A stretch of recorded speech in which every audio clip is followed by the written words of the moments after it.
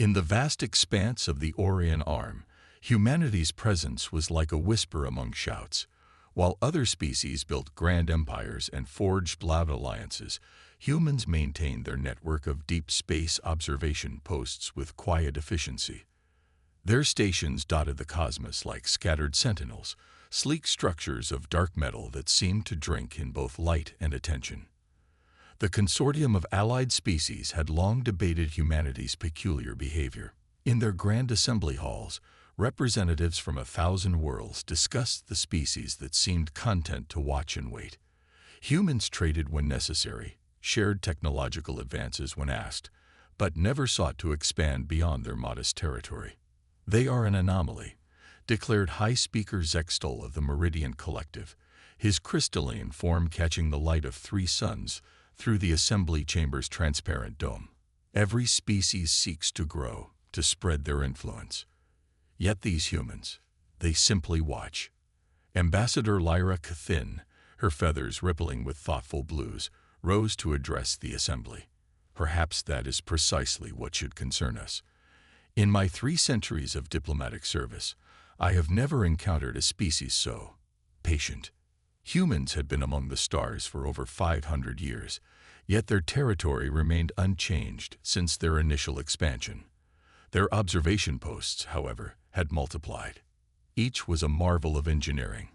Self-sufficient structures that could operate for decades without maintenance, their surfaces covered in sensors and arrays that peered into the depths of space. When asked about their purpose, human representatives would smile that peculiar smile their species was known for and speak of scientific curiosity and stellar cartography. But Cathin had seen their eyes, those strangely expressive organs, and recognized the weight of secrets in them. The mystery deepened when the hive mind of Sector 7 attempted to analyze human communication patterns. Their observation networks transmit vast amounts of data, the hive reported, its thought patterns tinged with frustration. But the data itself is meaningless, random noise by all our measures. Either their scientific instruments are fundamentally different from any known technology, or the unfinished thought hung in the assembly chamber like a storm cloud. The humans were hiding something. Chancellor Vox of the Silicon Consciousness raised an urgent point. Our latest deep space scans show their observation posts are expanding. They're pushing into the galactic core, into regions no species has successfully colonized. The energy expenditure for maintaining such distant operations is astronomical. The assembly murmured. Humanity's technology was advanced, but not remarkably so. Their ships were sturdy but unexceptional. Their weapons, while effective, were nowhere near the most powerful in known space. Yet somehow they maintained this vast network of stations at distances that should have made supply lines impossible. Perhaps, suggested Elder Moss of the Verdant Collective, their root-like appendages twisting thoughtfully. We have been asking the wrong questions. We ask what they are looking at. Should we not ask what they are looking for? The question resonated through the chamber, but before discussion could continue, urgent messages flashed across every representative's neural interface. The Teresian Confederation, a young and aggressive alliance of species from the galactic rim, had just launched an attack on 3 human observation posts in neutral space. The assembly erupted in chaos, not because of the attack itself. Such conflicts were unfortunately common in the ever-shifting politics of space, but because of the implications. For centuries, humanity had been an enigma, a quiet presence in a loud galaxy. Now someone had just kicked the hornet's nest. As emergency sessions were called and diplomatic channels burned with activity, Ambassador Cathin stood at the chamber's observation window, watching the distant stars. In her long diplomatic career, she had learned that the quietest species were often the most dangerous when provoked, and humanity had been very, very quiet for a very long time. The first reports from the attack sites were already coming in. The Teresian forces had overwhelmed the observation posts quickly, too quickly. They found the stations completely automated, devoid of human presence. But in the moments before the posts were destroyed, they had transmitted one last burst of data. Finn's feathers darkened to the deep purple of foreboding.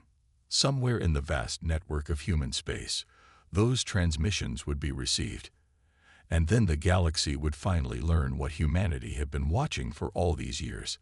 The answer, she suspected, would change everything. Supreme Commander Vexnar of the Teresian Confederation stood on the bridge of his flagship, mandibles clicking in satisfaction as he watched the holographic displays of his victory. The human observation posts had fallen easily, too easily, perhaps, but that only confirmed his species' assumptions about humanity's weakness. 3 stations neutralized, Supreme Commander, his second-in-command reported, compound eyes gleaming with pride.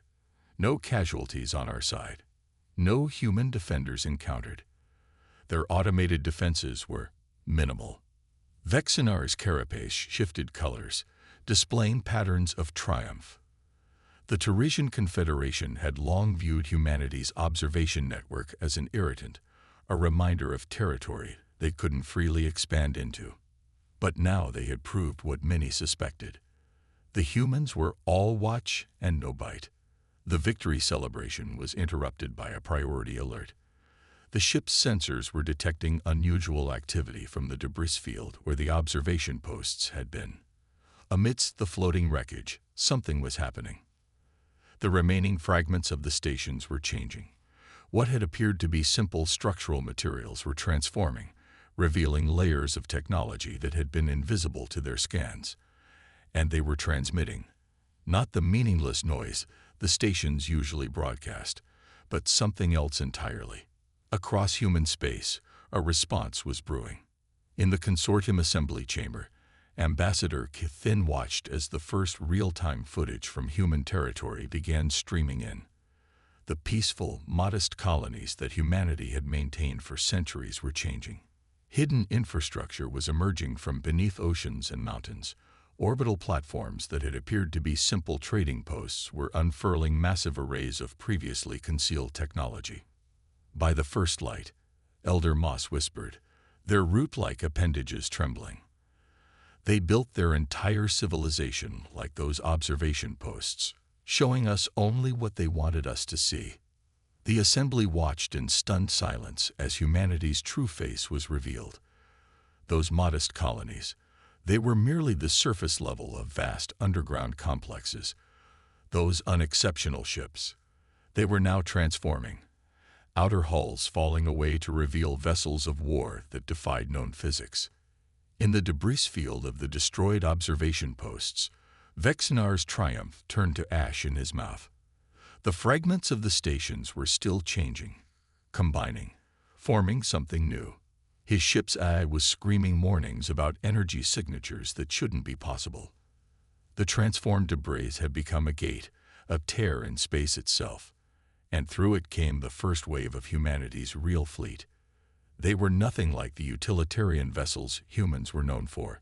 These ships were massive, dark behemoths that seemed to bend light around them. They moved with impossible grace, their hulls marked with glowing symbols in a script no xenolinguist had ever seen. Supreme Commander, his science officer's voice cracked with fear. We're detecting temporal distortions. These ships, they're not just moving through space. They're bending time itself. Vexnar had just enough time to realize the magnitude of his mistake before the human vessels opened fire. The weapons they used weren't the conventional energy beams or kinetic projectiles the Confederation had prepared for. These weapons struck not just at matter, but at the fabric of space-time itself. The first shot didn't destroy his ship. It erased a spherical section of space-time, roughly 50 meters in diameter, taking a clean chunk out of the vessel's bow. The second shot did the same to their engines. His mighty flagship, pride of the Confederation fleet, was dissected with surgical precision by weapons that violated the fundamental laws of physics as his species understood them. As emergency containment fields struggled to hold his dying ship together, Vexnar received a transmission. The human message was short, transmitted in perfect Teresian. You attacked our observation posts believing them to be defenseless. You assumed our restraint was weakness. You were wrong. Those posts were not watching your civilizations. They were watching something else, something worse. And now, thanks to your interference, our early warning network has a gap in its coverage. We suggest you pray that nothing noticed. Across the galaxy, as footage of the battle spread, the various species of the consortium began to understand. Humanity hadn't been quietly watching out of scientific curiosity. They had been standing guard. Their modest territory, their seemingly limited technology, it had all been a facade, a carefully maintained illusion to avoid drawing attention. But attention had come anyway, and now the Watchers were revealing their true nature. As Kathin observed the footage of human ships casually violating what her people had thought were immutable laws of physics, she realized that humanity hadn't been practicing restraint out of weakness. They had been practicing restraint because they understood something that the rest of the galaxy didn't. Something that had driven them to build their entire civilization like a concealed weapon, hidden beneath layers of deliberate mediocrity. And as long-range sensors began detecting something massive stirring in the galactic core, right where the hole in humanity's observation network now existed, the galaxy was about to find out what that something was. For the first time in recorded history, a human appeared in person before the consortium assembly. Admiral Sarah Chen didn't cut an imposing figure by galactic standards. Most species in the chamber were at least twice her size, but the room fell silent as she approached the speaker's podium. She wore what appeared to be a simple black uniform, but subtle distortions in the air around her suggested layers of technology beyond the consortium's understanding. When she spoke, her voice carried in weight that made even the silicon-based life forms vibrate with attention. "For 500 years, we have watched," she began. "Not out of curiosity, not for scientific advancement, but out of necessity. We watched because we remembered what the rest of the galaxy chose to forget." The chamber's holographic displays activated, showing images that made several representatives physically recoil. They showed creatures that defied description, vast, geometric shapes that hurt the mind to look upon, beings of pure energy that consumed stars, swarms of things that existed in more dimensions than most species could perceive. "These are the precursors," Chen continued, "the first sentient beings to emerge in our galaxy. They didn't build civilizations as we understand them. They shaped reality itself. And eventually, they shaped themselves into something that no longer belonged in this universe." The images showed massive structures, ancient beyond comprehension, scattered throughout the galactic core. They left these behind, doorways to wherever they went, and they left guardians to watch those doors, to ensure nothing followed them. Those guardians were our ancestors. The revelation hit the assembly like a physical blow. Humanity's ancestors hadn't evolved naturally on Earth. They had been engineered, created by the precursors as custodians of their legacy. But time passes. Chen's voice carried a deep sorrow. Civilizations rise and fall. Memory fades. Our ancestors forgot their purpose, forgot everything except a deep-rooted instinct to watch the stars. We developed naturally for millennia, rediscovering space travel on our own, until we found the first door, and with it, the truth of our origin. The displays showed the human observation network in its entirety for the first time. It wasn't just a collection of scanning stations. It was a vast web of quantum-entangled sensors, all feeding into a predictive matrix of unimaginable complexity. The network didn't just watch space. It watched time itself, monitoring probability waves and dimensional stress patterns. We understood then why we had been created with such potential for advancement, such adaptability, Chen continued. The precursors knew that whatever they were becoming might one day try to return. They needed guardians who could evolve, who could advance enough to face threats that defied the very laws of physics. The assembly watched in stunned silence as Chen revealed humanity's true technological level. Those simple observation posts had been just the surface layer of a defense network that extended through multiple dimensions. The modest human ships were actually just the visible portions of vessels that existed simultaneously in several planes of reality. We maintained our facade of mediocrity because we knew our worst fears would eventually come true. The doors would open. Something would try to come through. We needed to be ready, but we couldn't risk drawing attention from whatever might be watching from the other side. New alerts flashed across the chamber's displays. The disturbances in the galactic core were growing stronger. The gap in humanity's observation network, the hole created by the Teresian attack, had created a blind spot. And something had noticed. The doors are beginning to resonate. Chen's voice was grim. Our models predict a breach within days. We reveal ourselves now not out of choice, but necessity. What comes next will affect all of us. Ambassador Cathin stepped forward, her feathers pale with fear. What are you saying, Admiral? Chen's expression was both determined and apologetic. We're saying that humanity is about to fulfill its original purpose. The precursor's creations are finally returning, and thanks to recent events, they're coming through in a sector where our defenses are compromised. We're saying that the real war, the one we were literally created to fight, is about to begin. The chamber erupted in panic, but Chen raised her hand for silence. The air around her rippled with barely contained energy. We are not asking for your help. We are not here to request assistance or resources. We are here to warn you and to give you a choice. The displays showed new images, vast fleets of human ships emerging from hidden bases, installations larger than moons rising from gas-giant atmospheres where they had been concealed, entire solar systems revealing their true nature as fortresses and weapon platforms. You can evacuate the galactic core regions. We will provide safe corridors and protective escorts. Or you can stand with us. Chen's eyes swept the chamber. But understand this.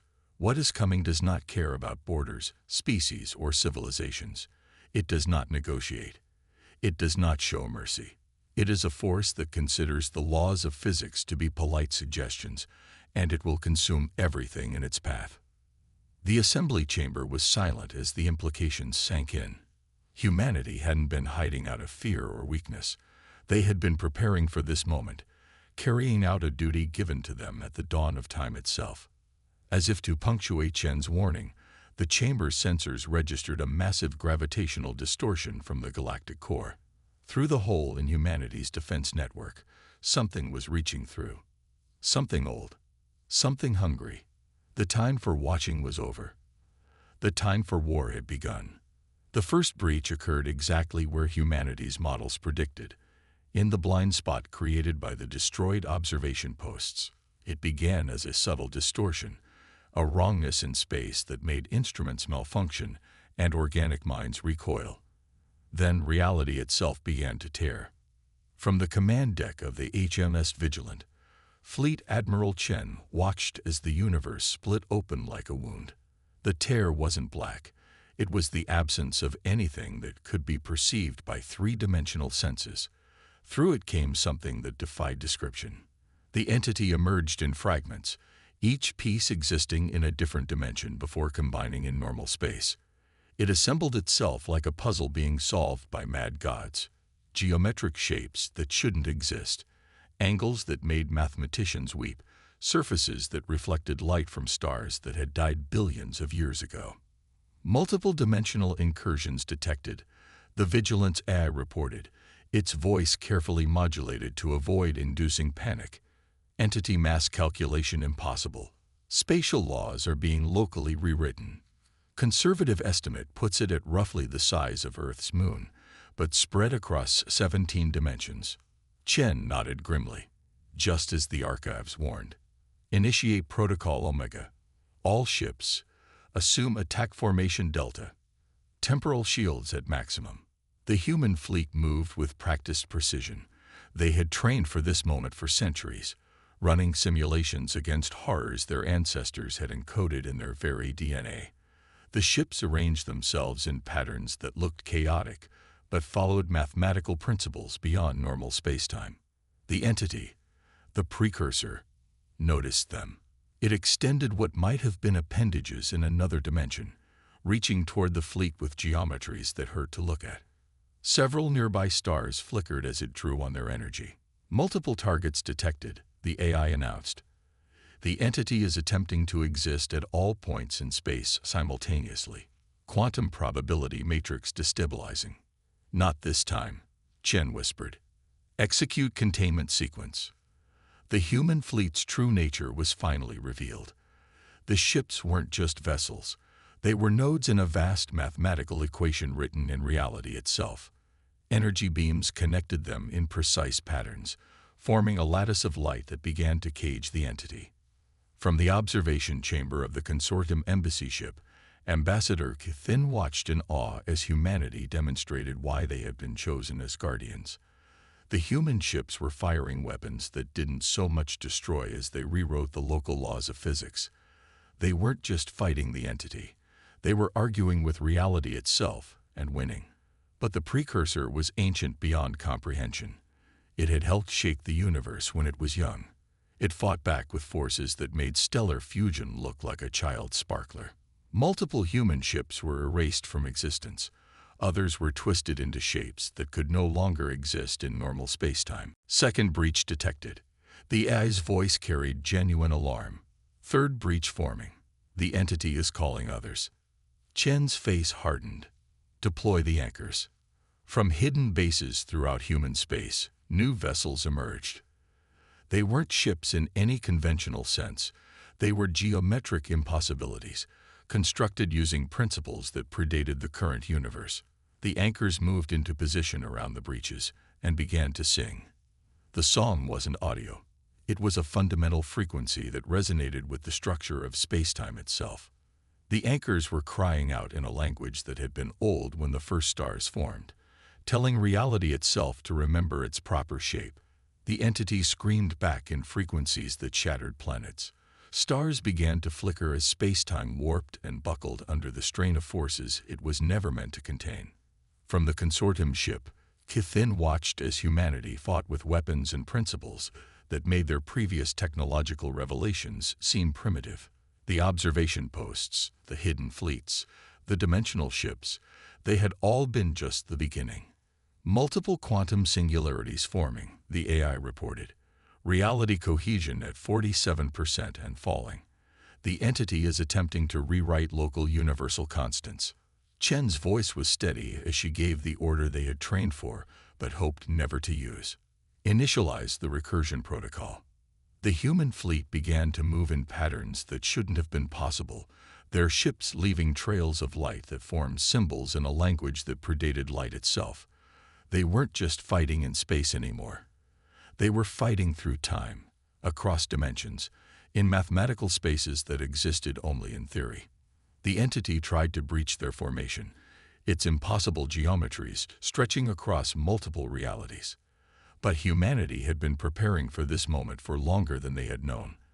The knowledge was written in their genes, the strategies encoded in the very structure of their minds.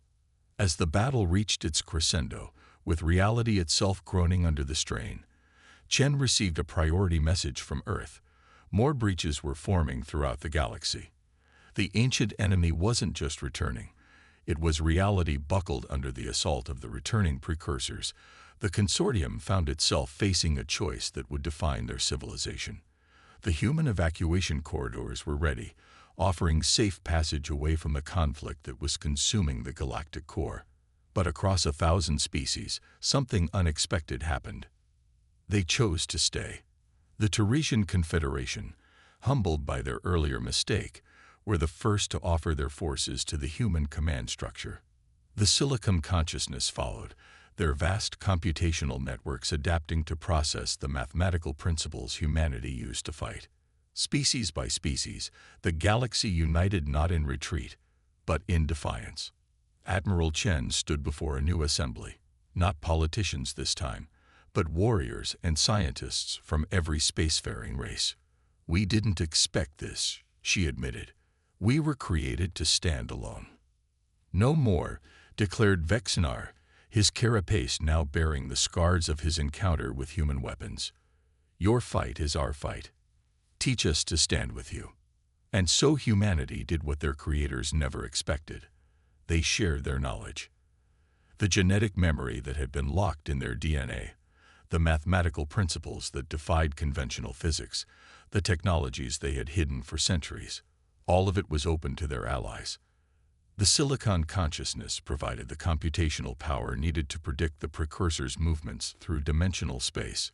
The crystalline beings of the Meridian Collective discovered they could refract the reality-altering energies of the ancient enemy. The hive mind's vast neural networks proved perfect for coordinating fleet movements across multiple dimensions of spacetime. Each species brought something unique to the fight. What humanity had prepared to do alone, they now did with allies who proved more capable than anyone could have imagined. The precursors responded with increasing fury. More breaches opened across the galaxy, each bringing horrors that should not exist in this universe. But where they found expected weakness, they instead found prepared resistance. Human anchor ships, now augmented with crystalline arrays from the Meridian Collective, sang their reality-stabilizing songs with greater power than ever. Terrisian warships, retrofitted with human temporal shields, held the line against attacks that would have once erased them from existence. The silicon consciousness developed new quantum algorithms that could predict and counter the precursor's attempts to rewrite local physics. In the space above what had once been a human observation post, Admiral Chen watched as a combined fleet executed a maneuver that would have been impossible just days before. Ships of a dozen species moved in perfect synchronization, their movements describing mathematical equations that strengthened the fabric of spacetime itself. Reality Cohesion Stabilizing reported the merged consciousness of human and silicon AIs.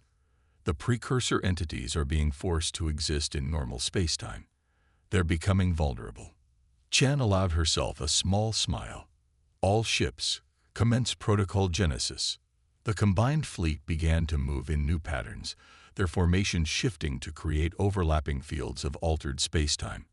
They weren't just forcing the precursors to exist in normal space. They were trapping them there. The ancient entities fought back with cosmic forces, but found their power diminishing as reality itself turned against them. The united species of the galaxy had learned to speak the universe's fundamental language, and they were telling it to reject these invaders from beyond. In a final, desperate gambit, the precursors attempted to merge into a single entity of unimaginable power. But as they did, Shen gave the order humanity had spent centuries preparing for. Execute final recursion. Every ship in the combined fleet fired simultaneously, their weapons synchronized across multiple dimensions. The energy they released wasn't meant to destroy, it was meant to redefine. The blast rewrote the local laws of physics in a cascading wave that spread through all 17 dimensions the precursors existed in. The entity tried to resist, tried to maintain its impossible existence, but the new laws of reality rejected it completely. With a silent scream that rippled through dimensions, it was forced back through the breaches it had created. The tears in spacetime began to heal, reality reasserting itself with the help of the combined fleet's stabilizing influence. As the last breach sealed, a profound silence fell across the galaxy. The enemy that humanity had been created to fight, the threat they had prepared for through countless generations, was gone. Not destroyed. Even they couldn't accomplish that, but banished back to whatever space beyond space it had originally fled to. In the aftermath, as the combined fleet regrouped and began the work of stabilizing the damaged regions of spacetime, Admiral Chen received a message from the Consortium Assembly. They had unanimously voted to create a new organization, the Galactic Defense Initiative. Its purpose would be to maintain the alliance that had formed in humanity's darkest hour, to stand guard against any future incursions from beyond normal space. And they wanted humanity to lead it. As Chen looked out at the assembled fleet, human ships flying alongside vessels of every known species, all of them now carrying technology that blended the best of each civilization, she realized that the precursor's plan had worked, just not in the way they had intended. They had created humanity to be guardians, to stand alone against the darkness. Instead, humanity had become something more powerful, teachers, allies, and leaders who had shown the galaxy how to stand together. The Watchers had become guides, and in doing so, had created a force stronger than anything the precursors could have engineered. The galaxy would never be the same. But perhaps Chen thought as she watched ships of a dozen species practicing the reality-stabilizing formations humanity had taught them, that had been the point all along.